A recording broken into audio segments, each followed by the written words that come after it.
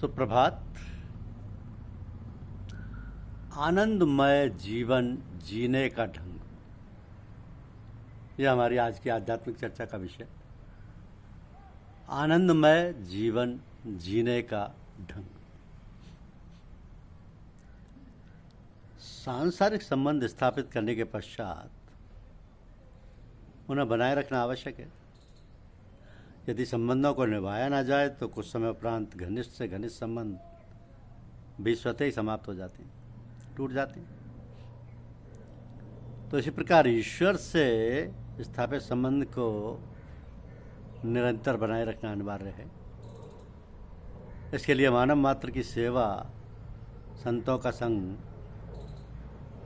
और ईश्वर का स्मरण भक्ति और भगवान के संबंध को दृढ़ता प्रदान करता है।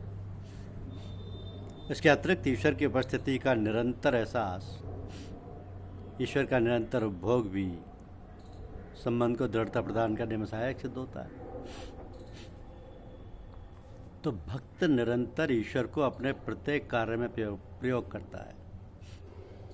वो प्रत्येक मानव को ईश्वर का रूप जानता हुआ उससे प्रेम करता है। मानव मात्र की सेवा को अपना सौभाग्य समझता है और स्वयं भी गृहस्थ में रहकर अपने प्रत्येक कार्य में ईश्वर को कर्ता मानता है।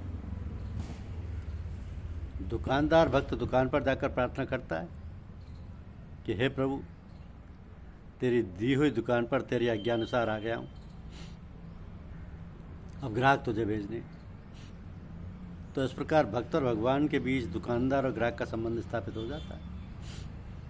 जब भक्त किसी उधेड़ वन में होता है और ये समझ नहीं पाता कि उसे क्या करना चाहिए और क्या नहीं करना चाहिए, तो वो ईश्वर के प्रति पूर्ण रूप से समर्पित हो जाता है। ऐसी स्थिति में ईश्वर उसके लिए एक मार्गदर्शक का कार्य करता है। तो इस प्रकार भक्त अपने प्रत्येक कार्य में, सुख दुख में ईश्वर का एहसास करता हुआ, ईश्वर का प्रयोग करता हुआ उससे निरंतर संबंध बनाए रखता है। यही भक्ति की भक्ति है जो उसे हर समय आनंदित रखती है, चिंता मुक्त रखती है। ऐसा संबंध तभी स्थापित हो सकता है जब मानव पूर्ण व सच्चे सद्गुरु के प्रति समर्पित होकर ब्रह्म ज्ञान प्राप्त करके ईश्वर से परिचित हो जाता है। अतः मानव को न केवल एक आनंदमय जीवन जीने का ढंग प्राप्त हो जाता है, बल्कि उसकी आत्मा एक योनि से दूसरी और दूसरी से तीसरी में जाने से बच जाती है। तो विश्व के प्राय अधिकांश व्यक्ति किसी न किसी रूप में भक्ति कर रहे हैं। आप हिंदू मंदिर में पूजा, आरती, तीर्थ यात्रा, यज्ञ, हवन आदि के द्वारा भक्ति करते हैं। मुसलमान नमाज पढ़कर, हज करके अल्लाह को याद करते हैं। सिख गुरुद्वारे में गुरु ग्रंथ साहब का पाठ करते हैं और ईसाई गिरजे में जाकर पवित्र बाइबल पढ़ते सुनते हैं। इसी प्रकार अन्य धर्मों के अनुयायी भी किसी न किसी ढंग से अपनी मान्यताओं और प्रथाओं के अनुसार ईश्वर की भक्ति करते हैं।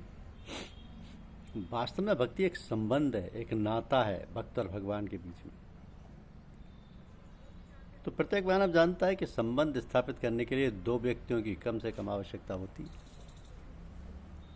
भाई बहन, पति पत्नी, माँ बेटा, पिता पुत्र आदि सभी संबंधों के लिए कम से कम दो व्यक्तियों का होना आवश्यक है। इसी प्रकार भक्ति के लिए भी दो भक्त और भगवान का होना अनिवार्य है। तो इसके लिए सर्वप्रथम जानकारी अथवा परिचय होना आवश्यक है। कहा है ना कि जाने बिन ना होई प्रतीति और बिन प्रतीति होए न प्रीति। तो जब प्रीति बिना नहीं भक्ति दृढ़ाई, जिम खगेश जल के चिकनाई। प्रीति बिना नहीं भक्ति दृढ़ाई, जिम खगेश जल के चिकनाई। तो परिचय के बिना संबंध स्थापित होना कठिन ही नहीं बल्कि असंभव है। यदि किसी व्यक्ति के विषय में पढ़ सुनकर पूर्ण जानकारी भी प्राप्त कर ली जाए, तब भी उसके साथ संबंध स्थापित नहीं हो जाता।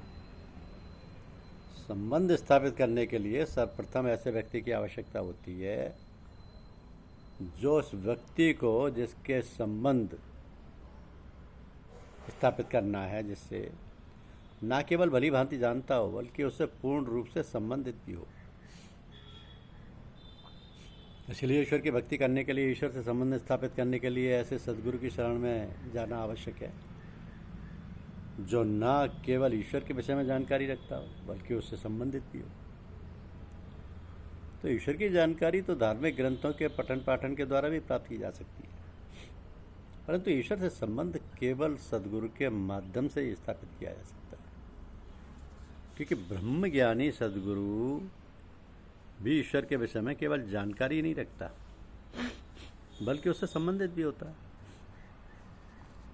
उन दोनों में एक अटूट नाता स्थापित रहता है, इसलिए वो इस प्रत्येक जिज्ञासु से ईश्वर का परिचय कराने में सक्षम होता है, जो उसके प्रति समर्पित होकर ईश्वर से परिचित होने की जिज्ञासा प्रकट करता है।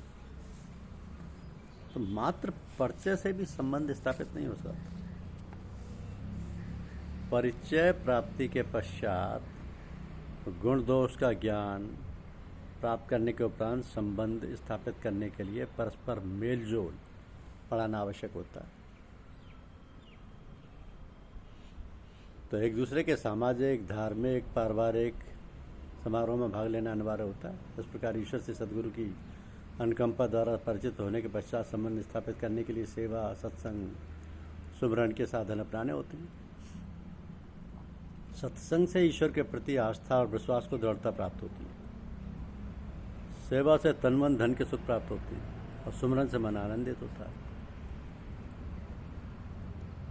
ये वास्तव में भक्ति नहीं, ईश्वर के साथ संबंध नहीं, बल्कि भक्ति के संबंध स्थापित करने के लिए संबंधों की दृढ़ता प्रदान करने के साधन है।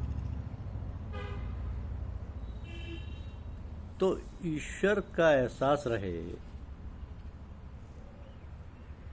और ईश्वर की याद बनी रहे तो जीवन स्वतः ही आनंद में हो जाता है, क्योंकि भक्त अपने प्रत्येक कार्य में, सुख दुख में ईश्वर का एहसास करता हुआ, ईश्वर का प्रयोग करता हुआ उससे निरंतर संबंध बनाए रखता है। यही भक्ति की भक्ति है जो उससे हर समय आनंदित रखती है, चिंता मुक्त रखती है। ऐसा संबंध जब ही स्थापित हो सकता है जब मानव पूर्ण व सच्चे सद्गुरु के प्रति समर्पित होकर ब्रह्म ज्ञान प्राप्त करके ईश्वर से परिचित हो जाता है। तो मानव को न केवल एक आनंदमय जीवन जीने का ढंग प्राप्त हो जाता है, बल्कि उसकी आत्मा एक योनि से दूसरी और दूसरी से तीसरी में जाने से बच जाती है। धन्यवाद। YouTube चैनल को लाइक और सब्सक्राइब अवश्य कीजिए। शुक्रिया।